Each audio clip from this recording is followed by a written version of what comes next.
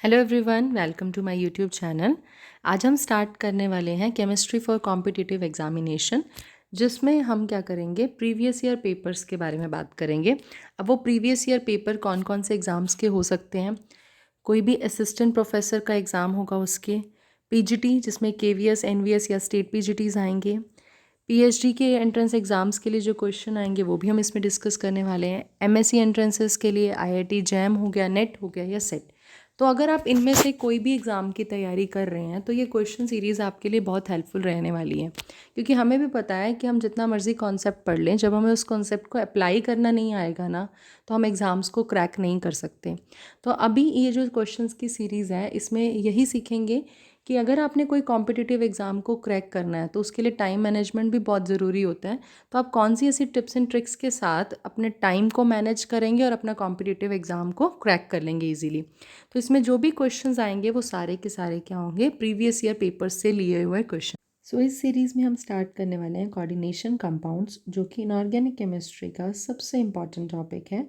So question number 1 is, with which of the following AG positive form most stable complex. अगर हम इसकी बात करें तो हमें एक बार ये आइडिया नहीं लग रहा कि एजी पॉजिटिव किसके साथ स्टेबल कॉम्प्लेक्स बनाएगा, बट अगर ध्यान से आप इन ऑप्शंस को एनालाइज करो ना कहीं इलेक्ट्रोनेगेटिविटी का कॉन्सेप्ट हम लगा सकते हैं। तो यहाँ पर जो कॉन्सेप्ट यूज़ होने वाला है वो HSAB प्रिंसिपल है। HSAB principle is hard and soft acid base interaction, जहाँ पर वो ये बोलता है कि हार्ड एसिड हार्ड बेस के साथ इंटरेक्ट करेगा और सॉफ्ट एसिड सॉफ्ट बेस के साथ इंटरेक्ट करेगा। तो हमें ये पता होना चाहिए हार्ड और सॉफ्ट किस बेसिस पे हम बात कर रहे हैं। तो अगर हम हार्ड की बात करते हैं, जो भी चीज़ हम हार्ड एसिड या हार्ड बेस लेके चल रहे हैं, उसमें क्या होना चाहिए, स्मॉल साइज़ होना चाहिए। इलेक्ट्रोनेगेटिविटी बहुत ज़्यादा होनी चाहिए, इलेक्ट्रोनेगेटिविटी ज़्यादा होनी चाहिए। और अगर हम चार्ज की बात कर रहे हैं, वो भी आपके पास ज़्यादा होगा। ऑन द अदर हैंड अगर हम सॉफ्ट की बात कर रहे हैं तो सॉफ्ट में क्या होगा, आपके पास चार्ज कम होगा, साइज़ जो है उसका बढ़ जाएगा, इलेक्ट्रोनेगेटिविटी क्या होएगी, कम हो जाएगी। तो अभी इस क्वेश्चन को देखते हैं HSB प्रिंसिपल के अकॉर्डिंग। एजी पॉजिटिव है, एजी पॉजिटिव मतलब 3D सीरीज से आप बॉटम की साइड जा रहे हैं और टॉप टू बॉटम जैसे ही आप मूव ऑन करते हो सो साइज़ क्या होता है, इंक्रीज़ होता है, इसका साइज़ बढ़ जाएगा। इसका मतलब ये तो सॉफ्ट है। अब हमें इसमें इंटरैक्शन देखनी है किसके साथ ये करेगा। तो F नेगेटिव, Cl नेगेटिव और NH3 की अगर आप बात करो तो हमें पता है फ्लोरीन ज़्यादा इलेक्ट्रोनेगेटिव है। उसके बाद आपके पास आता है नाइट्रोजन, इसके बाद आपके पास आएगा क्लोरीन, और देन आपके पास आएगा साइनाइड। साइनाइड के C से बॉन्डिंग है यहाँ पर, ठीक है। तो अगर हम बात करें इलेक्ट्रोनेगेटिविटी के बेसिस पे तो कंपैरेटिवली जो Cn है उसकी इलेक्ट्रोनेगेटिविटी कम है। इसका मतलब वो यहाँ पर कैसे एक्ट कर रहा होगा, एज अ सॉफ्ट बेस। तो Ag पॉजिटिव और Cn नेगेटिव में इंटरेक्शन अच्छी होगी। तो इसका जो ऑप्शन होने वाला है दैट इज़ डी ऑप्शन इसका करेक्ट होगा। नेक्स्ट हम बात करते हैं the correct outer electronic configuration for निकल एंड प्लेटिनम रिस्पेक्टिवली। अब अगर आपको इसकी कॉन्फ़िगरेशंस लिखनी है तो सबसे पहली चीज़ 3D सीरीज़ तो आपके टिप्स पे होनी चाहिए। हम कोऑर्डिनेशन कंपाउंड की बात कर रहे हैं तो 3D सीरीज़ तो आपके क्या होनी चाहिए, टिप्स पे होनी चाहिए, ध्यान रखना। 3D सीरीज़ के बाद 4D और 5D सीरीज़ के जैसे जैसे एलिमेंट्स आएंगे हम उसकी ट्रिक करते जाएंगे। तो अब निकल की बात करते हैं। निकल के नीचे आता है आपके पास प्लैटिनम, पैलेडियम और प्लैटिनम। तो इसकी ट्रिक क्या है, नहीं पढ़ोगे तो पिटोगे, अगर नहीं पढ़ोगे तो पिटोगे, ठीक है। इसकी ट्रिक आप याद कर सकते हैं, कोई भी ऐसी ट्रिक्स आप अपने हिसाब से बना सकते हैं जहाँ से आप चीज़ों को याद कर सकें। तो अगर हम निकल की बात करते हैं, निकल का एटॉमिक नंबर क्या होता है, 28। कॉन्फ़िगरेशन क्या हो जाएगी, आर्गन 4s2 3d8। अब ये इसी सीरीज़ का पार्ट है, मतलब निकल की अगर हम बॉटम की साइड जाएं तो आपके पास क्या आ रहा है, प्लैटिनम आ रहा है। इसका मतलब अगर हम बात करते हैं प्लैटिनम में, उसमें भी लास्ट में कहीं ना कहीं टोटल जो इलेक्ट्रॉन्स होने चाहिए वो 10 होने चाहिए। एस और डी को मिला के जो टोटल इलेक्ट्रॉन्स होने चाहिए वो 10 होने चाहिए। तो सबसे पहली चीज़ आपको जब भी कॉम्पिटिटिव एग्जाम में काम करना है तो आपको ऑप्शन एलिमिनेट करने आने चाहिए। अगर हम ऑप्शन एलिमिनेशन से जाएं, हमें निकल की कॉन्फ़िगरेशन हमने निकाल ली, 4s2 3d8 हमारे पास बनी है, तो सी ऑप्शन तो नहीं हो सकता, डी ऑप्शन भी नहीं हो सकता, हमारे दो ऑप्शन तो एलिमिनेट हो गए। अब अगर हमें ये भी नहीं पता कि प्लैटिनम की कॉन्फ़िगरेशन एग्जैक्ट क्या होने वाली है तो हम एक आइडिया लगा सकते हैं। देखिए यहाँ पर है 5d10 6s0। अब एस में ज़ीरो इलेक्ट्रॉन नहीं होंगे, ये बात ध्यान रखिएगा। एस में जो आपके पास है वो ज़ीरो इलेक्ट्रॉन नहीं होंगे, एस इसकी फिल होती है, इसीलिए जो हमारे पास आंसर आ गया वो कौन सा है, B. Option B will be the correct. Next अगर हम बात करते हैं क्वेश्चन नंबर 3 की, which of the following possesses highest magnetic moment, कौन से आपके पास हाईएस्ट मैग्नेटिक मोमेंट शो करेगा। तो ये सारे किसके हैं, 3D सीरीज़ के पार्ट हैं। तो 3D सीरीज़ में हमें सबसे पहले क्या करना पड़ेगा, इसका एटॉमिक नंबर लिखना पड़ेगा, उसके बाद इसकी जो कॉन्फ़िगरेशन है वो बनाएंगे हम। क्रोमियम की हम बात करते हैं, क्रोमियम का एटॉमिक नंबर होता है 24, कॉन्फ़िगरेशन बनेगी 4s1 3d5। क्रोमियम और कॉपर एक्सेप्शनल बिहेवियर शो करते हैं, इसलिए इसके एस में क्या होता है, एक इलेक्ट्रॉन होता है। देन अगर हम बात करते हैं क्रोमियम 3 पॉजिटिव की, तो क्रोमियम 3 प्लस हमारे पास क्या हो गया, पहले इलेक्ट्रॉन एस में से जाएगा फिर डी में से जाता है, तो इसका एक इलेक्ट्रॉन गया और हमें 2 इलेक्ट्रॉन इसके गए, तो 3d3 हमारे पास बन गया।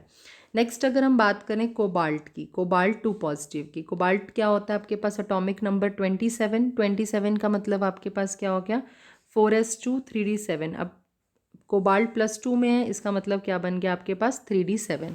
नेक्स्ट अगर हम बात करते हैं आयरन +3, आयरन का जो एटॉमिक नंबर होता है आपके पास वो कितना होता है 26। तो आयरन की अगर हम कॉन्फ़िगरेशन लिखें तो 4s2 3d6। अगर आपके पास ये +3 में बात कर रहे हैं तो 2 यहाँ से गए इलेक्ट्रॉन, एक यहाँ से गया, तो 3d5 आपके पास इसका हो गया 3d5। नेक्स्ट अगर हम बात करते हैं निकल +2, निकल इज़ योर 28 मतलब 4s2 3d8 +2 की बात करेंगे क्या बचेगा 3d8। तो हमने सबकी क्या कर ली, कॉन्फ़िगरेशंस एक बार लिख ली। अब हम क्या देखेंगे, मैग्नेटिक मोमेंट निकालना है। मैग्नेटिक मोमेंट के लिए सबसे पहली चीज़ कंडीशन ये होती है, जितने ज़्यादा नंबर ऑफ अनपेयर्ड इलेक्ट्रॉन्स होंगे उतनी ही ज़्यादा उसकी मैग्नेटिक मूवमेंट होने वाली है।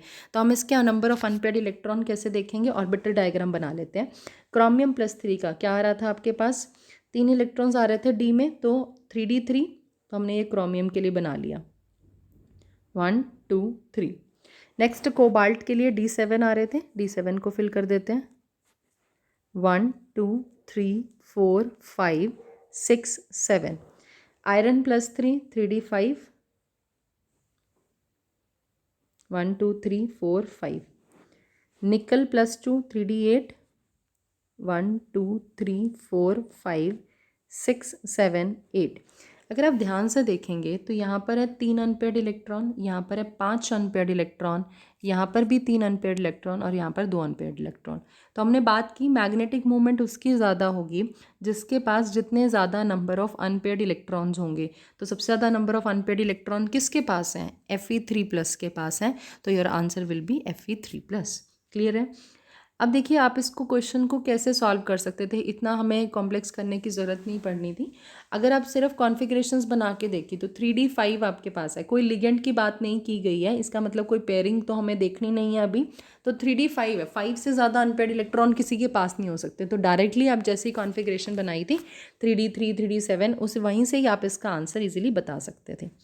So our next question is, in the octahedral complexes of a given cation, delta node increases in the following sequence for the ligand। इस टाइप के क्वेश्चंस हमेशा हर एग्जामिनर के फेवरेट रहते हैं। यहाँ पर आपका जो यूज़ होने वाला है वो स्पेक्ट्रोकेमिकल सीरीज़ का यूज़ होने वाला है। स्पेक्ट्रोकेमिकल सीरीज़ हमें डेल्टा नोड का इंक्रीजिंग ऑर्डर बताती है। Delta node is your crystal field splitting energy और क्रिस्टल फील्ड स्टेबलाइजेशन एनर्जी। तो इसके सीक्वेंस को हमें पता होना चाहिए। अब प्रॉब्लम ये आती है कि स्पेक्ट्रोकेमिकल सीरीज़ हम देख के ये तो एनालाइज कर लेंगे कि कोई भी लिगेंड है पेयरिंग कर रहा है नहीं कर रहा, बट उस सीरीज़ को याद कैसे रखें। उस सीरीज़ को याद करने के लिए आज हम ट्रिक करने वाले हैं।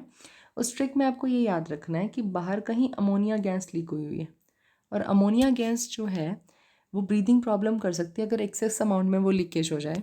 तो यहाँ पर कोई एक रूम में छोटी बच्ची है जिसका नाम है सरगम। अमोनिया गैस बाहर लीक हुई हुई है, एक रूम में छोटी बच्ची है सरगम, और उसकी जो केयर टेक कर रहे हैं, उसका जो ध्यान रख रहे हैं वो है ऑक्जेलेट,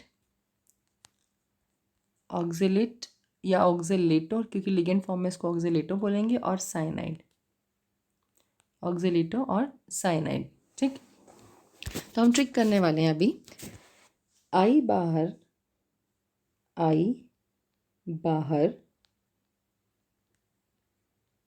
सुनो कल, सरगम फिर, ओ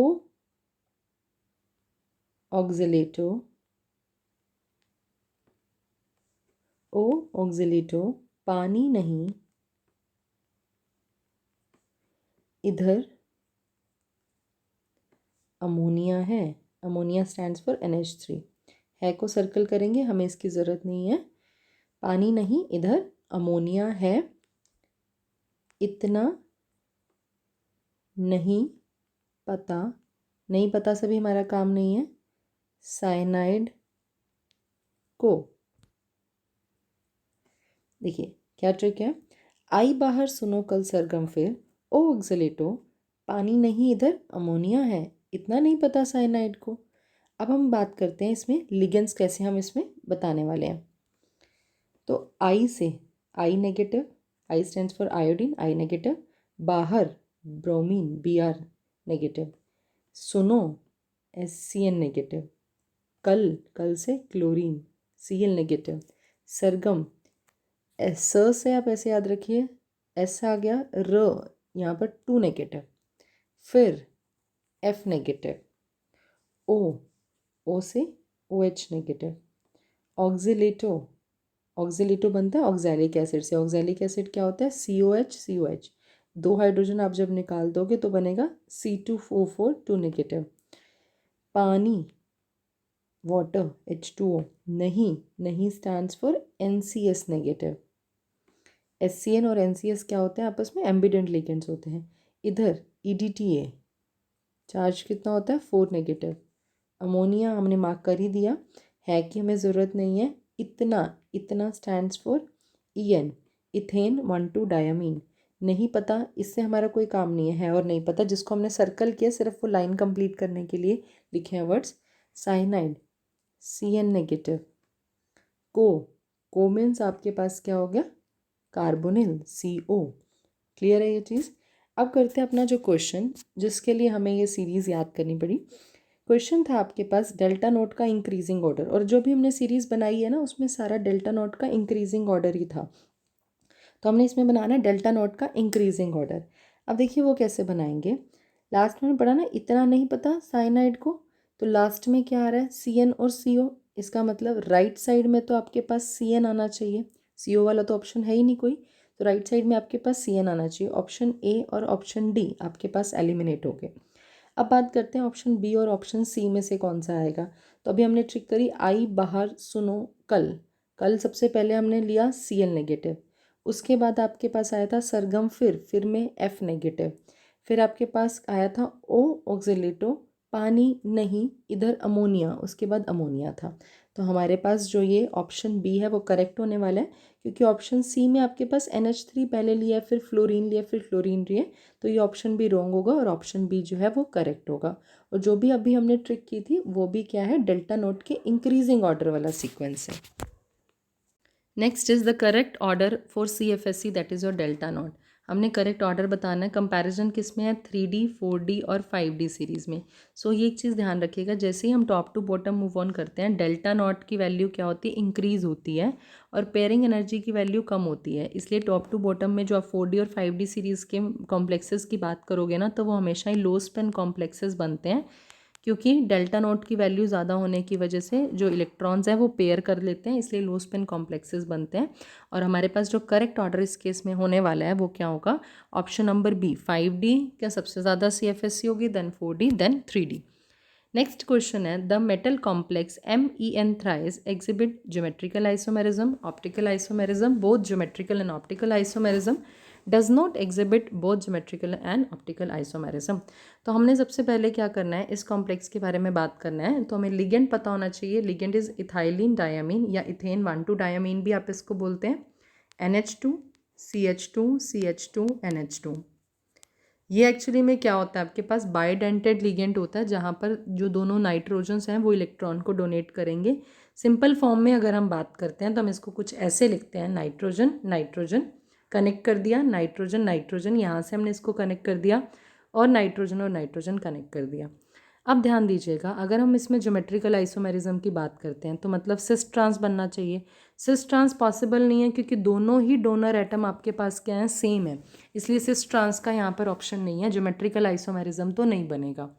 ऑप्टिकल आइसोमेरिज्म बनेगा, और ऑप्टिकल आइसोमेरिज्म हर उस केस में बनेगा जहाँ पर कोई भी आपके पास जो चीलेट रिंग है, चीलेट रिंग कब बनती है, जब भी बाईडेंटेड या उस पॉलीडेंटेड लिगेंड्स को आप मेटल कॉम्प्लेक्स के साथ बाउंड करते हो, तो वहाँ पर जो रिंग का फॉर्मेशन होता है ना, उसी को हम क्या बोलते हैं, चिलेट रिंग बोलते हैं।